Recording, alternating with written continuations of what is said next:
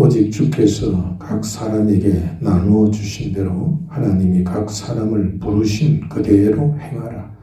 내가 모든 교회에서 이와 같이 명하노라.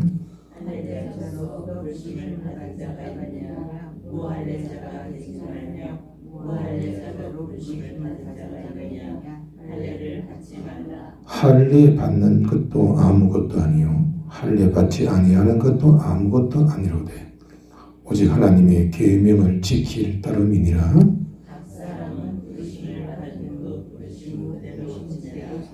네가 종으로 있을 때에 부르심을 받았느냐 염려하지 말라. 그러나 네가 자유롭게 될 수 있거든 그것을 이용하라.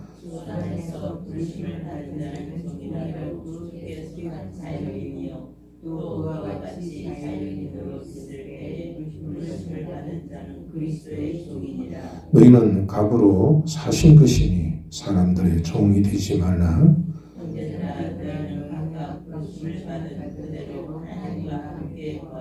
처녀에 대하여는 내가 주께 받은 계명이 없으되 주의 자비하심을 받아서 충성스러운 자가 된 내가 의견을 말하노니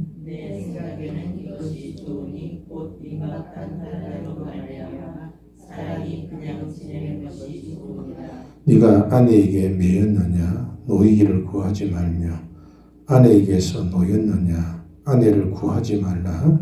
그러나 장가가도 죄 짓는 것이 아니요 처녀가 시집가도 죄 짓는 것이 아니로되 이런 일은 육신에 하나 있으니 나는 너희를 아끼리라. 형제들아 내가 이 말을 하노니 그때가 단축하여진 고로 이후부터 안에 있는 자들은 없는 자 같이 하며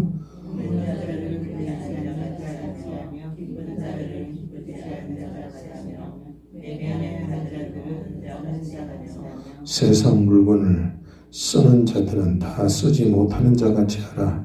이 세상의 외형은 지나감이라. 아멘.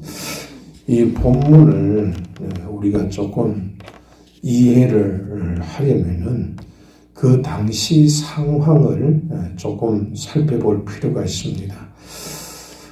그 당시의 사회는 세 가지의 계급으로 그렇게 나누어 볼 수 있습니다.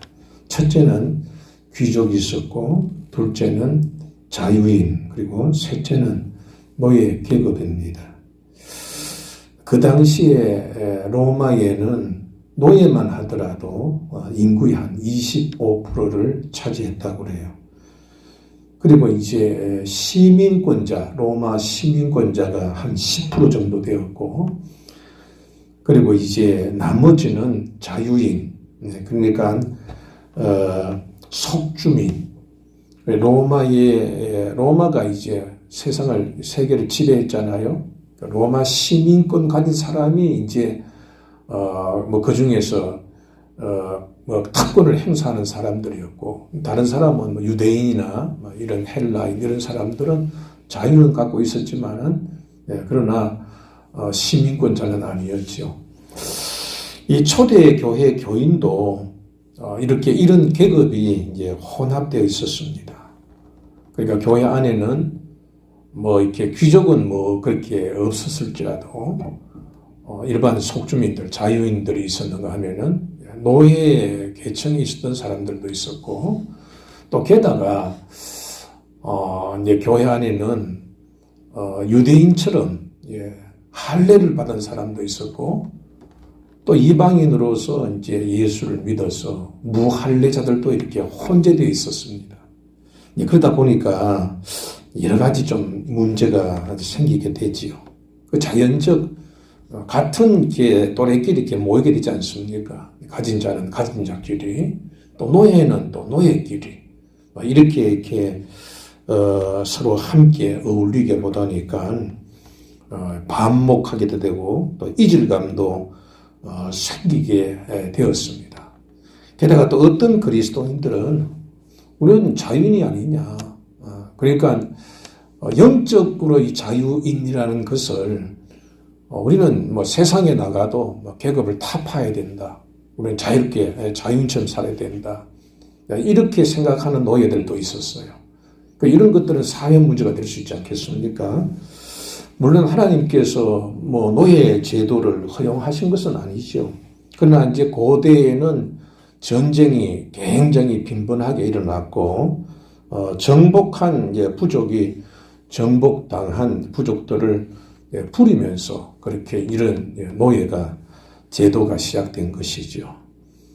우리 조선시대도 종이 있었잖아요. 종이 재산이에요. 재산이니까 절대로 그 포기 못하는 거죠. 그 노예 제도를 폐기하는 것은 국가 전복과 같이 상상할 수 없는 일입니다. 바울도 오늘 본문에서는 노예 제도에 대한 어떤 문제를 그렇게 제기하는 것이 아니에요.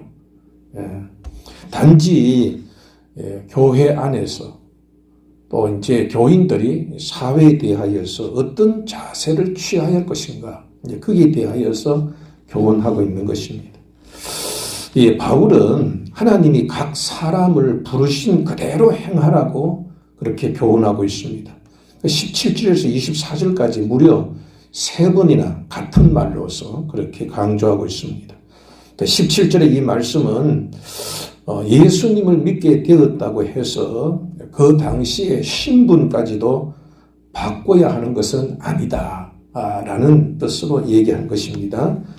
그러니까 한 예로서 할례자로 부르심을 받았다면은 무할례자가 되지 말고, 또 무할례자로 부르심을 받았다면은 할례자가 되지 말라고 그렇게 명령하면서, 그 이유가 무슨 이유냐? 19절에 보면은 할례 받는 것도 아무것도 아니요, 할례 받지 아니한 것도 아무것도 아니로되 오직 하나님의 계명을 지킬 따름이라. 그렇게 이제 그 이유에 대해 얘기합니다. 이 바울이 아무것도 아니라는 뜻은, 우리는 구원받는 데는 예수님만 믿으면 되죠. 할례를 이방인처럼, 유대인들이 할례를 꼭 받아야 되는 것처럼 이방인들도 할례를 받아야만 구원받는 것은 아니지요. 예수님이 구원을 완성시킨 분이죠. 그러니까 다른 것은 다 폐하여졌다 이 말입니다. 그렇다면 믿는 사람들에게 진짜 필요한 게 뭐냐? 할례 받냐 안 받느냐? 근데 그게 중요한 게 아니고 하나님의 계명을 지키는 것이 가장 소중한 것이다. 자, 예수 믿는 것은 회개하는 것이라고 했죠. 그러니까 회개에 합당한 열매를 맺어야 예수를 제대로 믿는 겁니다. 우리가 이제 나쁜 짓은 버렸다 할지라도 예수님의 계명을 쫓아가지 않는다면은 예수님의 참 제자가 될 수가 없지요. 그러니까 이제 하나님 율법을 지켜 행해야만 그게 진정한 그리스도인이라고 볼 수 있는데, 그게 구원받은 사람이다. 구원의 열매를 맺는 것이다. 그렇게 볼 수 있는데, 그것보다도 할례냐 무할례냐 이거 이렇게 다투고 싸우는 것은 낭비라는 거죠. 무의미하다는 것이죠. 자, 20절에서 다시 부르심을 받은 그대로 지내라고 명하면서 종으로 있을 때 부르심을 받았을지라도 염려하지 말라. 그렇게 이제 언급하고 있습니다. 그러니까 무할례자는 무할례자로 있어도 별 문제가 없다. 그러니까 종의 신분을 가지고 있었다 할지라도 그렇게 염려할 일이 아니다. 그런 뜻입니다. 왜냐하면은 세상의 신분으로는 종일지 모르지만은 그 사람은 예수님을 믿어서 죄에서 자유를 얻어 하나님의 자녀가 되었기 때문이라는 뜻입니다. 또 이처럼 자유인으로 부르심을 받았을지라도 자유인의 신분을 유지하는 것도 문제가 되는 것은 아니라고 합니다. 왜냐하면은 세상의 신분으로는 그렇게 자유인일지라도 예수님의 피값으로 사셨기 때문에 그는 자유인이면서도 또한 영적으로는 예수님의 종이지요. 그렇게 이제 표현하고 있습니다. 근데 이 말은 그래 너는 종이니까 종대로 살아. 자유는 자유대로 살아. 그런 뜻 절대로 아닙니다. 생긴 대로 살아. 그냥 형편에 처지 그러면 그런 대로 만족하고 살아. 이런 뜻은 전혀 아니에요. 21절에서도 보면은 네가 자유롭게 될 수 있거든 그것을 이용하라는 말이잖아요. 그러니까 그 당시에는 노예일지라도 자유인이 될 수 있는 여러 길들이 있었습니다. 베너 같은 경우에도 보면은 거기에 있던 종이 그 양아들이 되어져 가지고 그렇게 해서 그 종의 신분에서 벗어나는 그런 예도 있었잖아요. 양아들이 되어서 그 주인의 것을 다 물려받는 경우도 있었습니다. 근데 그런 이렇게 길이 있었기 때문에 이제 그런 길이 있으면은 자유를 얻을 수 있으면은 자유를 얻으려고 해라. 그런 의미도 이렇게 담겨 있습니다. 그런데 바울은 이렇게 얘기한 것은 신앙인은요, 뭐 신분이 어찌되었든 가장 중요한 것은 신앙을 지키는 게 중요한 거죠. 지금 그것을 강조하고 있는 거예요. 그러니까 바울은 이미 이제 여러 앞에서 쭉 얘기했어요. 일꾼은 다른 사람에게 평가받는 게 중요해요? 주인에게 평가를 받는 게 중요해요? 주인에게 평가받는 게 중요합니다. 왜냐하면 그분이 삭스를 주는 분이니까. 그것처럼 자신과 아볼로는 같은 일꾼일 뿐, 그냥 고린도 교회에서 바울이 더 낫다. 그 다음에 아볼로가 더 훌륭해. 이런 데서는 관심이 있다 없다? 없어요. 없어요. 인기 투표, 누구 지지하는 그런 관심이 없고, 오직 하나님을 기쁘시게 하는 데에 더 관심이 있었다. 그것이 이제 바울이 신앙의 어떤 그러한 모토였죠. 이처럼 신앙인은 그리스도의 종으로 주께 복종해야 하지만은 또한 죄에서 자유를 얻은 자유인이요 하나님의 자녀요 예수님의 몸 중에 지체로서 모든 것을 할 수 있습니다. 그렇기 때문에 종처럼 순종해도 우리는 요셉처럼 복을 받을 수 있어요. 요셉은 종이었잖아요. 팔려갔어요. 그러나 그는 이제 신앙을 가졌지요. 거기 자기 최선을 다했다. 그랬더니 하나님께서 그를 쓰셨잖아요.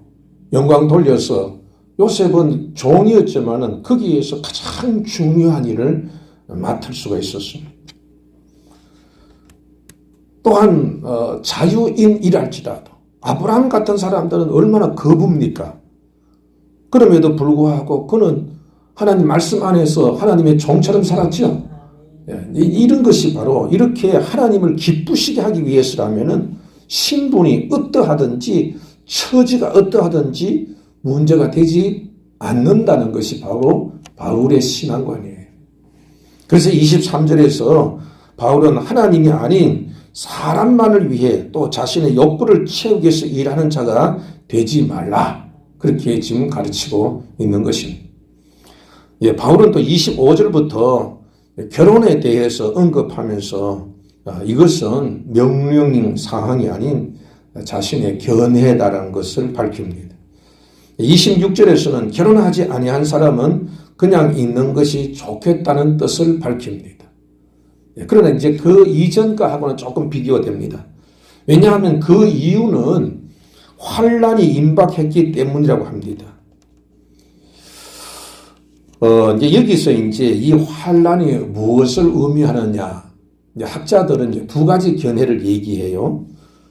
이것은 재림이 예수님의 재림이 임박할 것이고 또 재림 전에는 환란이 있기 때문이기 때문에 그래서 그렇게 이제 곧 다가오는데 뭘 그 결혼까지 하느냐? 신앙생활 잘하겠으니까 독신을 사는 게 좋다. 그렇게 이제 해석하는 분도 있지만은 사실 이제 바울이 데살로니가 교회에 이제 그 예수님의 재림에 대하여 보낸 편지에 보면은 재림할 때에 하나님께서 주님께서 재림하실 때 여러 가지 징조가 앞선다고 했잖아요. 그러니까 지금 임박했다고 그렇게 해석하지 않아요. 그런 점을 봤을 때에는 그 당시에는 신앙에 대한 아주 고난이 많았기 때문에 가정까지 가지게 된다면은 더 큰 어려움이 있을 것이다.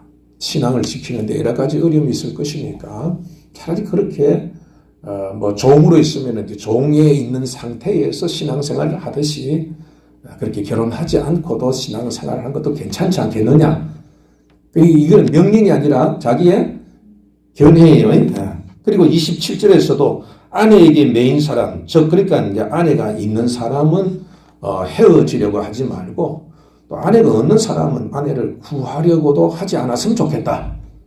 그럼에도 28절에서는 장가가거나 시집을 가는 것은 죄가 아니다. 뭐 그거는 뭐 내가 그렇게 명령하는 게 아니라 그게 내 견해다. 견해인데 결혼을 해야 되겠다는 사람은 결혼하는 것, 그건 반대하지 않는다. 이제 그렇게 이제 자신을 밝힙니다.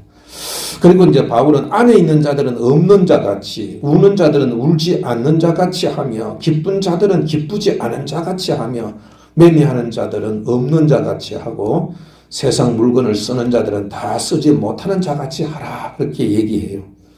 또 그리고 그 이유에 대해서 이제 29절에서 때가 단축하여졌기 때문이라고 했고, 또 31절에서는 이 세상의 외형은 지나가기 때문이라고 그렇게 이제 자기 자신이 말한 그 이유를 밝힙니다. 때가 단축하여졌다는 말씀 역시 이전에 말씀드렸던 것처럼 주님의 재림으로 해석하기도 하지만은 이 다른 한편으로는 종말론적인 의미에서 그렇게 해석하기도 합니다. 그러니까 사람은 하나님 앞에 언제 갈지 모르죠. 그리고 또 주님이 언제 오실지도 모르죠. 그게 사람은 항상 이게 종말론적이라고 하는 것은 개인적으로는 언제 주님이 나를 데려가시지 모르니까 깨끗한 생활을 해야 되겠지, 그죠? 뭐 내가 이제 10년 후에 주님이 데려오신다라면 한 9년째까지는 좀 재미 보고 살다가 1년 정도는 뭐 깨끗하게 살고 뭐 이렇게 사람이 살 수도 있겠죠. 근데 종말론적이라는 것은 언제 주님께서 나를 부르실지 모르니까 항상 깨어 있어서 긴장하고 계속 시종일관 그렇게 신앙을 생활을 바르게 하며 살아가는 것이 바로 종말론적인 신앙입니다.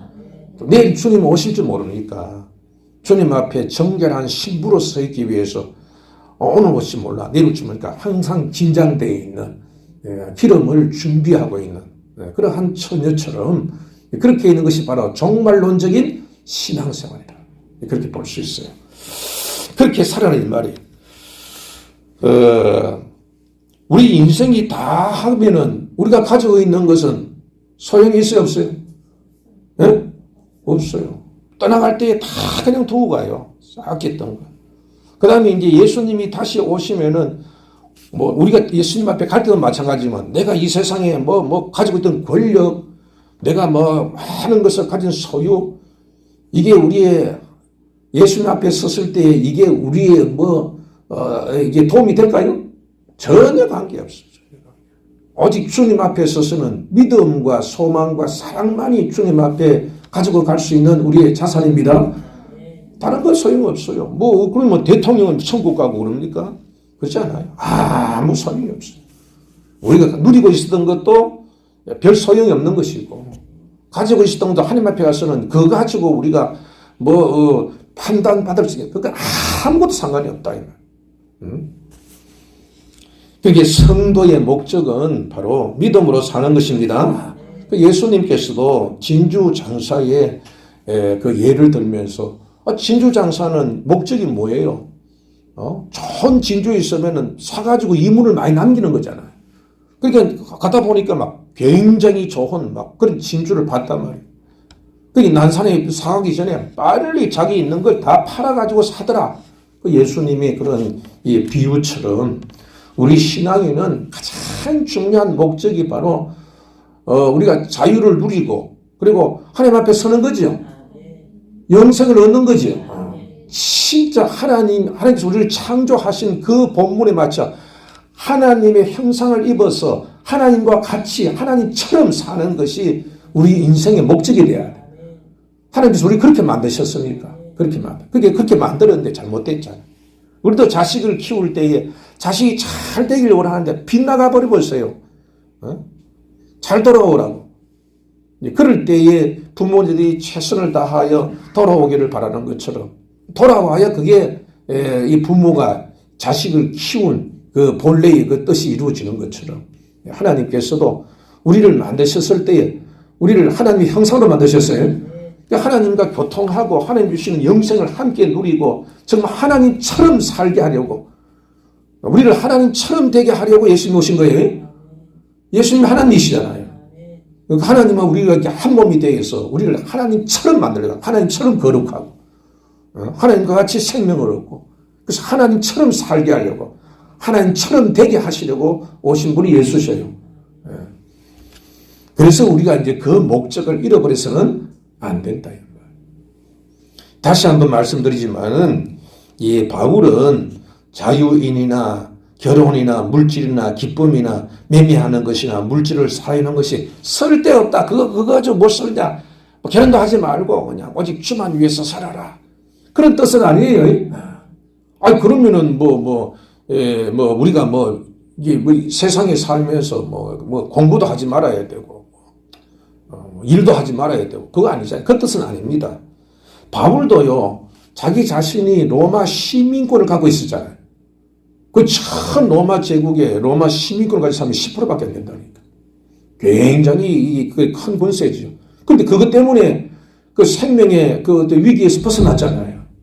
또 그 시민권 가지고 이 복음을 전하는데 굉장히 유익했습니다. 물질도 여러분들 구제하고 선교하고 전도하는데 필요하지요? 필요합니다. 또 여러분들 우리가 막 슬퍼할 때에 여러분들 슬픔을 참아야 돼요? 아니에요. 울어야 돼요. 실컷 울어야 우리 속에 있는 이 고통과 아픔이 완화돼요. 또 우리 기쁨이 있어야 되지 않겠습니까? 그래야 삶에 힘을 얻을 수가 있죠. 이거 다 우리가 필요한 거예요. 필요한. 이게 없는 게 아니라 필요한 거예요. 바울이 말하고자 하는 핵심이 뭐냐면은 그리스도인은 그리스도인답게 살아야 돼요. 목적이 그냥 그것에 목적을 두는 게 아니라 우리가 사나 죽으나 우리의 목적은 바로 복음 안에 있는 것. 그것을 이제 강조하고 있는 겁니다. 복을 누리기 위한 목적이나 내 사람들한테 내가 사람들한테 이게 동의를 구하고 사람들의 지지를 받는 것이 나쁜 거 아니죠. 그게 나쁜 거 아니지 않습니까? 그렇게 해야 복음도 전할 수 있죠. 그런데 그게 목적이 아니라 그게 하나님의 영광을 위하여서 이렇게 사랑하고 이렇게 하는 것이 아니라 그것은 이게 두 번째, 세 번째 일이고 제일 먼저는 사람들에게 지지를 받고 그 사람들에게 인기를 얻고 그 사람들이 자기의 어떤 그런 수하처럼 자기의 뜻을 이렇게 받드는 사람으로 만들려고 하는 것은 된다? 그건 안 된다. 그건 안 된다. 그 목적이 그랬습니다. 목적이 오직 주의 영광을 위하여. 그렇게 쓰임 받아야 한다. 그 뜻을 쓰고 있는 거예요. 이게 잘못되어지면은, 성경에 보니까 말이야, 다 소용없다 그러더라. 그 뜻이 아닙니다. 주일날 이제 제가 말씀드렸잖아요. 내 말이 너희 안에 거하거든 참 재해가 된다는 거지.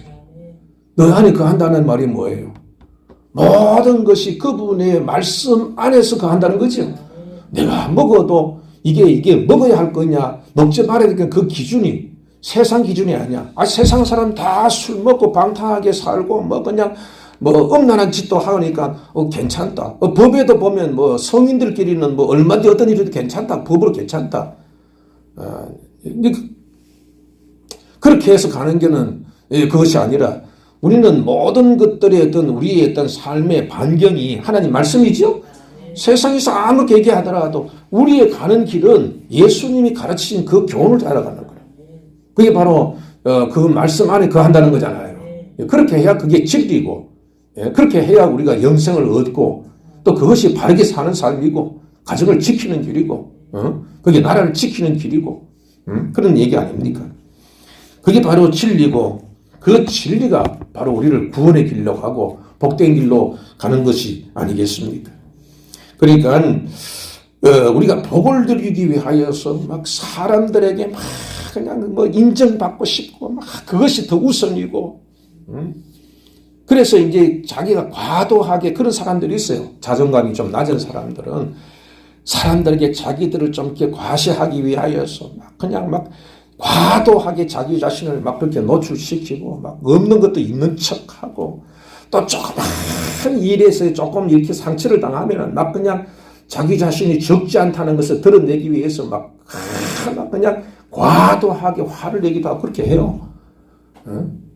자기 방어 기제로서 그렇게 하지만은 그러나 이 큰 뜻에서 보면은 하나님의 자녀라는 입장에서 보면은 사실 그것은 아무것도 아니잖아요. 제가 그랬지요. 분노라는 것은 상실에서 오는 고통이라고 얘기했죠. 이게 자기 자신이 이렇게 상실될 때 오는 그 고통을 이기지 못해서 분노도 하고 하는데 우리는 예수님 앞에서 종이기도 하지만 자유인입니다. 주님께서 얼마든지 우리에게 위로해 주시고 보상해 주신 거 있으니까 그거 가지고 우리가 그것을 참을 수도 있고 견딜 수도 있다 이 말입니다. 그러니까 우리가 이 땅에서 먹고 마시고 누리고 이런 것의 목적, 그것이 목적이 되어버리면은 사실은 그게 진짜 백의 행복이 아니라 거짓된 삶의 이 속고 인생 그 자체를 참된 삶이 아닌 거짓된 삶으로 산다 이 말. 예수님이 이제 구원과 축복의 통로가 되시잖아요. 우리 모두에게 이 구원을 하나님께서 온 구원을 우리 다 주셨잖아요. 근데 그분이 우리에게 주시기 위해서 하신 게 뭐예요? 낮아지신 거잖아요. 하나님 뜻을 이루기 위해서 자기 자신이 하나씩 낮아진 거예요. 어떤 일을 하든지 하나님 뜻을 이루기 위하여서 어떤 형편에 처해진지 주님은 그걸 개의치 않았어요. 예수님이 오셨을 때 높은 지체로 온 거 아니잖아요. 가장 낮은 위치에서 오시죠. 그랬더니 축복의 통로가 되었다는 거예요. 그러니까 우리들도 자유자가 되든 노예가 되든 간에 돈이 많든 돈이 적든 많이 배웠든 적었든 그것보다도 더 중요한 것은 우리가 주님처럼 주님의 일을 위해서는 어떤 수고도 마다하지 않는 그런 겸손한 자세를 취해야 된다는 말입니다. 주를 위해서 우리도 보세요. 우리 저 친구가요. 그 아들이 나쁜 이게 형들이 이렇게 얘기해가지고 저 가져오라고 해서 가져왔는데 그걸 나무를 훔친 거라. 그래가지고 잡혀가지고 어린 애가 잡혔는데 검사 앞에 갔는데 우리 친구가 가서 무릎을 꿇었대요. 젊은 검사 앞에서. 그러니까 아버지는 자식을 위해서 어떤 것도 할 수 있죠. 무릎을 꿇을 수도 있어요. 그게 진짜지 진짜. 그러니까 하나님을 위해서 바울은 괜찮지요. 어떤 수고하고 어떤 욕을 먹어도 괜찮아요. 그걸 위해서라면, 교회를 위해서라면, 자기의 사명을 감당하기 위해서는 종이 되었던 배가 고프든 매를 맞든 그 일에 개의치 아니했던 것처럼 진짜 우리가 신앙인들의 목적이 있는 삶을 산다면은 종이 되었던 자유가 되었던 그것보다도 더 소중한 것은 이렇게 진리를 위해 살고 믿음을 위해 사는 것이 더 소중하다 그런 뜻입니다. 우리도 역시 주님의 이름으로 우리가 이렇게 수고하면은 참 힘들어도 그래 주님 바라보고 그렇게 믿음을 가진다면은 주님께서 우리를 통하여서 축복의 통로로 만드실 줄 믿습니다. 우리 자신이 이렇게 막아버리면 안 되잖아요. 나 자신은 주님께서 우리를 통하여 흘러가게 해서 결국은 요셉처럼 낮아지려고 해도 하나님 높아주시고 다니엘처럼 그 속에 던져지도 하나님께서 높여주시고 사드락과 메삭 아벳네고처럼 풀물 속에 던져질지라도 주님 구원해 주신다. 여러분들 그리고 또 이러한 교회라면은 성도 간의 갈등도 줄어들겠죠.